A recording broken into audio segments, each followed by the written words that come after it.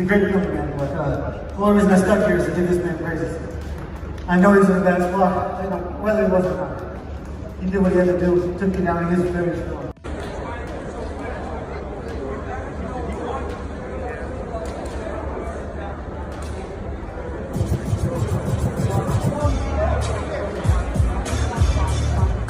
In 2021, how soon would you like to spin this thing full? Fight for a living. You know, the best thing about getting choked out is, you know, there's nothing really consequential to your health, especially long-term health. So that's what I'm always looking out for. I said I have 5 wars left, and I haven't had one since I said that. So I'm ready for the next one whenever. I'm ready. I'm in good shape. I don't want to go home and get too fat, so I'd say 6 weeks, 8 weeks. All right, well, we'll let you go. All my life. When I grew up, I remember I'd find myself on the mat with my father. You know, all my life, more than 27, 28 years, I'm on mats, you know. And I work so hard. I work so hard. If you guys want to improve yourself everywhere, doesn't matter. You athletes or you work, you have other job. You guys have to be focused always, be respectful, pay attention always, and work hard.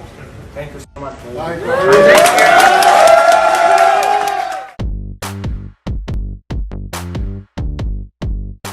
Khabib Nurmagomedov squared off with Justin Gaethje for the undisputed lightweight title in the headliner of today's UFC 254 event. Despite many fans and analysts pegging Khabib versus Justin as a possible fight of the year contender, that did not prove to be the case. Instead, Khabib was able to utilize a frantic pace to overwhelm and frustrate Justin en route to second-round submission victory. Following his impressive victory, Khabib shocked the mixed martial arts world by announcing his retirement from the sport of mixed martial arts. After Khabib's shocking announcement, many pros took to social media to pay their respects to the undefeated legend. But Khabib retiring breaks my heart. I thought we had at least one more before he would be gone, but you saw him just release all that he was carrying in the octagon after the fight. And sadly, I've met guys like Khabib before in wrestling, Olympic champions that walk away at the very top of the sport when you know they have so much more to give. And if he says it, I'm certain that we won't see Khabib again, which is heartbreaking. You know, he's such a phenomenal once-in-a-lifetime talent. You want to see him in there until he's 40, you know. But if he says he's done, he's done.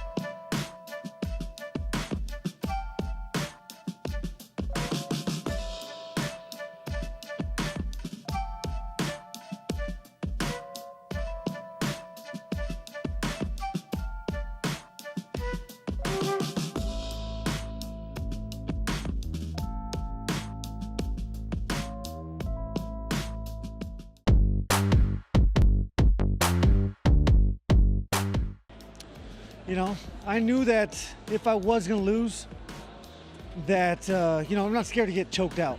Getting knocked out does suck because there is, you know, consequences health-wise to that. Getting choked out is, you know, you get a nice little dream and then it's on to the next one. So, you know, it sucks. You know, I'm hurt.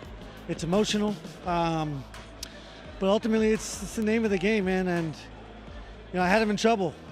I wasn't very many kicks away from him, not being able to walk. He's gonna be limping for at least the next 3 weeks. That's nothing to be proud of because I lost, but again, I felt alive and I felt great. I knew he was gonna try to get me to the ground, and I was very focused, and I believe I did a great job of, keeping the distance, controlling the distance, and threatening and causing damage. I caused damage in there. Again, that was a 5-round fight. I have to be better on the bottom.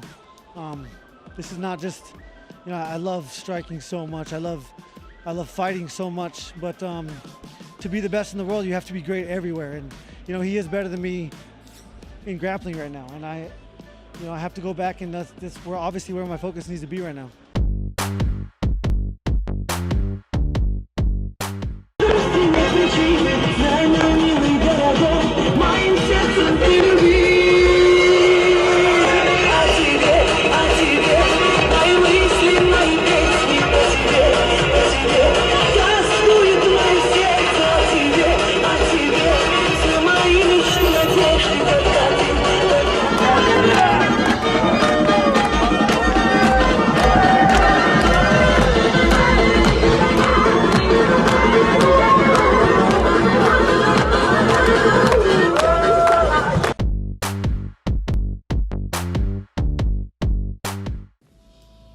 What a night.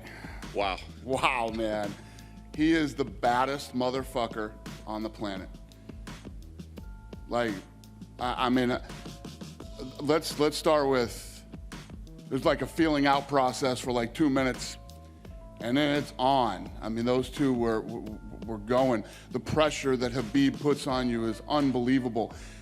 Literally didn't respect his punching power, just walked right into everything. Did what he wanted. When he started to go for like the armbar in the first round, I was like, oh my God, he's gonna try to pull off an armbar, Then the second round, he keeps the pressure on him, starts to go for that submission. I was like, oh no, right? And he locks it up, gets it, and chokes him out. Unbelievable. And he didn't lose either round. Have you had a chance to speak to him yet? I mean, obviously, I think we're all a little bit surprised by his decision. I mean, I think we all understand his emotion coming into this, but have you spoken to him yet? No. He was in the octagon. We were all just standing around listening, and you can tell. I could tell. It almost smelled like an upset tonight. The way that he reacted at the weigh-ins, the way that he acted when he was walking out tonight. He didn't look like himself. Breathing heavy and taking deep breaths, and but wow. What's your expectations? I mean, obviously, do you take him at his word that that's it, or do you think that maybe he'll change? What this guy's been through, we're all lucky that we got to see him fight tonight. And I'm hearing rumors of other things that I didn't know about that you guys will hear about when he comes out later, I'm sure. Apparently, he was in the hospital. He broke his foot. Yeah. So. 3 weeks ago. So he has 2 broken toes and a bone in his foot that's broken or something like that. That's what his corner was telling me. And never told anybody, walking around. So, I mean, he is one of the toughest human beings on the planet, and he's the #1 pound-for-pound fighter in the world. And seriously, you have to start putting him up there at GOAT status with, whoever else you think is the GOAT. So what do you do? I mean, obviously you respect him, you give him his time. Do you talk to him and say, hey man, we still got some ideas for you? I don't ever listen. When guys want to fight, they want to fight. If they don't want to fight, they don't want to fight. Let them take some time off. Let him heal, not physically, but emotionally heal with what he's going through from losing his father.